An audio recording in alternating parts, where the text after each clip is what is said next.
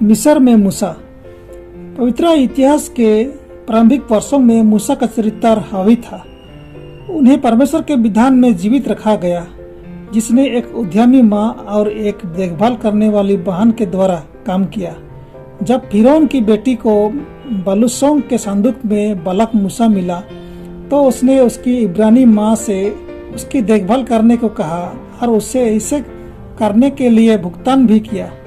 एक बंधुई और दसी एक युवा माँ के लिए क्या ही धन्य चुनौती थी। जोकेबेद के पास अपने बच्चे को प्रार्थना करना, ईश्वर पर भरोसा करना और उसका सम्मान करना और सेवा के जीवन के लिए अपने चरित्र को आकार देना सिखाने के लिए केवल 12 वर्ष थे। सालों तक मूसा को मिस्र के शाही दरबार में प्रशिक्षण दिया जाता था और मूसा मिस्रियों की सारी बुद्धि का ज्ञानी हुआ और वचन और कामों में पराक्रमी हुआ। प्रेरितों के काम 7:22। जैसे जैसे मूसा एक व्यक्ति के रूप में परिपक्व हुआ, उसने एक सचेत निर्णय लिया जिसने उसके जीवन और इतिहास के पाठ्यक्रम को बदल दिया। इब्रानियों 11:24-29 पढ़ें। इस बारे में सोचे कि मूसा ने पीछे और इसके वजह उससे क्या सामना करना पड़ा।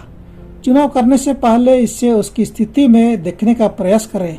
वह क्या छोड़ रहा था और वह छोड़कर क्या स्वीकार करना चुन रहा था। मिस्र उस समय प्राचीन दुनिया में सबसे महान शक्तियों में से एक था। नील नदी ने ऐसी उपजाऊ भूमि बनाई कि मिस्र फसलों से भरा हुआ एक धनी और शक्तिशाली राष्ट्र था और मूसा स्वयं इस राज्य के शीर्ष पर था। यह कल्पना करना कठिन है कि दुनिया मिस्र की दुनिया और उसके सभी खजाने का आकर्षण उसके प्रारंभिक वर्षों में कितना आकर्षक रहा होगा। निश्चय ही उसने आराधना, भोग, धन आदि को मोहक पाया होगा। निसंदेह वह शायद बहुत आसानी से तिरस्कृत दासों के झुंड के साथ अपना भाग्य उलटने के बजाय वहां रहने को उचित ठहरा सकता था।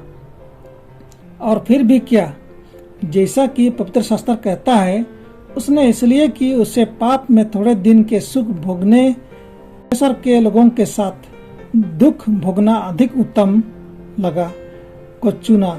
इब्रानियों 11:25 और दुखों के बारे में बात करते हैं। निर्गमन की पुस्तक का एक बड़ा भाग मूसा के संघर्षों और परीक्षाओं के बारे में है, जो इतना सब सहने के बाद भी वादा किए गए देश को प्राप्त करने में सक्षम नहीं था। देखिए गिनती 20:12। फिर भी अंत में हम सभी जानते हैं कि मूसा ने सही चुनाव किया था। भले ही कभी कभी उसने स्वयं को आश्चर्य किया होगा कि क्या उसके पास वास्तव में कुछ था। सांसारिक दृष्टिकोण से मूसा को मिस्र में ही रहना चाहिए था। हालांकि मसीहों के रूप में हमें वास्तविकता का एक दृष्टिकोण दिया गया है जो हमें इस दुनिया से परे ले जाता है। जब दुनिया हमें लुभाती है तो हम हमेशा बड़ी तस्वीर अपने सामने कैसे रख सकते हैं। यह कितना महत्वपूर्ण क्यों है कि हम ऐसा करें।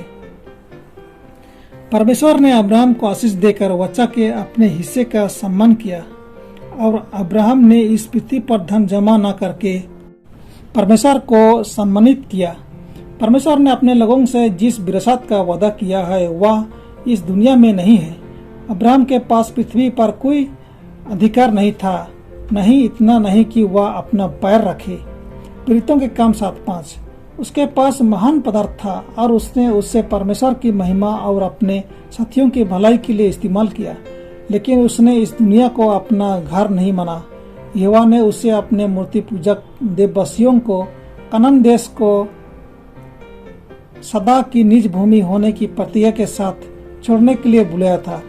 तो भी ना तो उससे न उसके पुत्र ने और न उसके पुत्र के पुत्र ने उससे प्राप्त किया।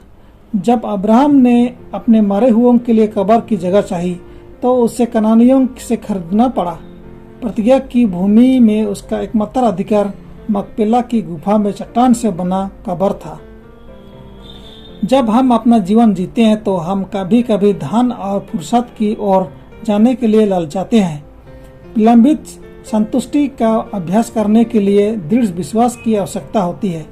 फिरौन का भव्य महल और राजा का सिंहासन मूसा के लिए एक प्रलोभन के रूप में प्रस्तुत किया गया था, परंतु वह जानता था कि पापमय सुख में जो मनुष्य परमेश्वर को भूल जाते हैं उसके प्रभु के दरबार में है। उसने भव्य महल से परे एक सम्राट के मुकुट से परे उच्च सम्मान की ओर देखा, जो पाप से मुक्त राज्य में परम प्रधान के संतों को दिया जाएगा। उसने विश्वास से एक अविनाशी मुकुट देखा, जिससे स्वर्ग का राजा विजेता के सिर पर रखेगा।